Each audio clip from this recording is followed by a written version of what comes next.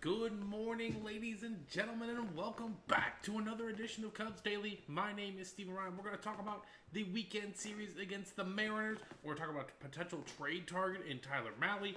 The biggest rivalry in the NL Central is set to kickstart this week, and we have a big, important injury update about Shota Imanaga. But before we get into all that, just want to give you guys a big shout out. I appreciate all the likes, the subscriptions, and the comments on the videos. Keep them coming. You will be featured in a video later on this week, potentially. So, let's start off with today's festivities with the Cubs dropping the series to the Mariners. And it was just an absolute bludgeoning this weekend. The heat, the wind, it was all blowing out. It was all in favor of the offense. And unfortunately, the Cubs lost 2 of 3 to the Mariners. The pitching was not on point, but on weekends and days like these, it's very hard for it to be on point, if you know what I mean. Any ball made with any form of solid contact was going to travel a great distance, and obviously the Mariners, who are 63% dependent on the home run, took full advantage of it. Cal Raleigh was absolutely a monster. I think 2 other guys, Canzone and Solano, had 2 home run games yesterday as well. There wasn't much the Cubs could do on that front. Now, it does bring up my question from before, right? Like, what Colin Ray has done this year for the Cubs has been absolutely tremendous. And again, if you just look at the numbers blankly and you're like, oh, wow, he's really solid. That's not the entire story with him, though. Unfortunately, Colin Ray was brought in to kind of be like a long arm reliever, a just-in-case situation, a fill-the-gaps kind of guy. Not every fifth-day starter for this Cubs team. And fortunately, he's pitched really well for us. He's done a fantastic job. But the levees are beginning to burst, essentially. Like, you can see the water leaking from the pipes. It's starting to go bad.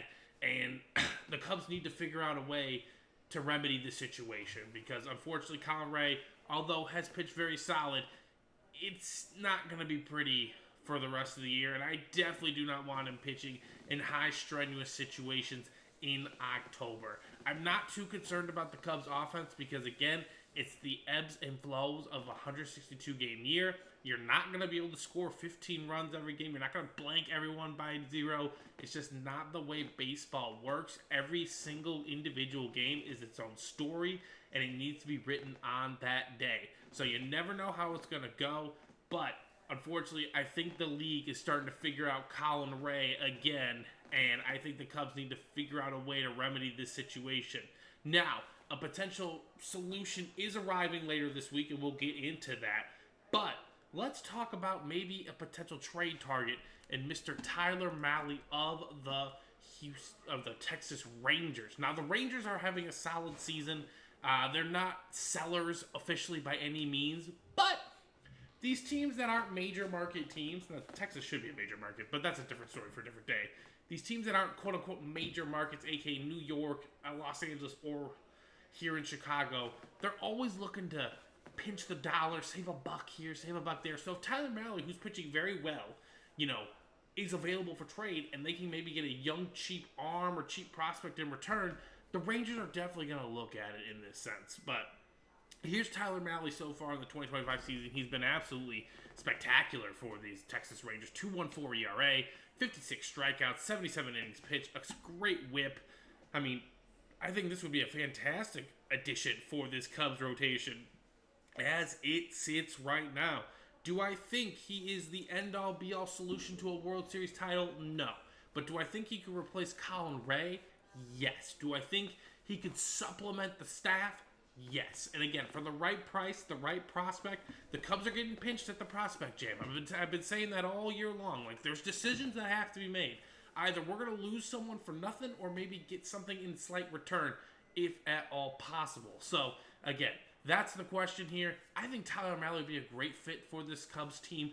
I just don't know what the cost would be in the situation. A lot of the names we've looked at, they've been left-handed pitchers as well. I think a nice righty would be a fun addition to this Cubs team. So I'm in on the Tyler Mahle. I like that possibility if he's truly available. Now, again, it is only June 23rd. There's a whole other month, of baseball to be played before the Rangers have to fully commit to the idea of, we need to be sellers. So just a name to keep an eye out on. Tyler Mahle could be a potential solution for this Cubs team. Now, the best rivalry is set to begin here tonight, 7:45 in St. Louis. Actually, 6:45 in St. Louis. This one's a big one, ladies and gentlemen. The Cardinals are, doing way better than a lot of people thought this year. I'm not saying they're world beaters by any means. The Cardinals have been a fantastic organization my whole entire life. They've won a lot of baseball games. They've had a lot of great players. I'm not sure if this year was the end of their run, but actually, I don't think that's true because I think Nolan Arenado's a future Hall of Famer. But they've had a Hall of Famer in their lineup every year in their opening day lineup since 1921. That's a stupid stat, and that's incredible. The Cardinals have been an absolutely incredible franchise. This is a big series, though. The Cubs could really send a statement if they could get 3 or 4 or even find a way to sweep this. Again, a split's not too bad. Even losing 3 or 4 is not the worst thing in the world, but this is a chance for the Cubs to get right against a Central Division opponent, and I think the Cubs will take full advantage of that in today's festivities. So, the Cubs tonight against the Cardinals are going to be going up against, let's take a look here, because, after bouncing backs, Colin Ray went yesterday. I'm guessing it's going to be our main man, Jameson Taillon, going against them tonight. Let's take a look. Sorry about this. And again, this is where a big time, this is the big set that starts today. Get off the right momentum. The Cubs can figure out. We got Ben Brown going tonight against Liberatore. He's one of their big prospects that they acquired in, I believe, the Randy Arozarena deal. Either way, the Cardinals have been known to just find people out anywhere and make things happen. So, Cubs-Cardinals start tonight. Ben Brown back on the bump. Hopefully, he can get us a nice rivalry win to start that festivity. So, some very positive news on the injury update, okay? We know obliques have torn this team apart, essentially, the whole year. We know Mr. Miguel Amaya is struggling with an oblique. We know Porter Hodge, who got rocked in his AAA, not debut, but his AAA rehabs, got rocked, oblique. Shota had some cramping. Shota went 4 1/3 scoreless inning in his rehab start, struck out 8, looked fantastic. He is set to rejoin the team this week. He will be in St. Louis. I do not know if he's going to start. It's all dependent on the weather. It's been ghastly hot these past few weeks in the Midwest, so I think if it's too hot, the Cubs are not going to start Shota in any of the games this weekend, but it's good to have him on the roster, back in the dugout, ready to potentially play against the Cardinals because this pitching staff desperately needs it.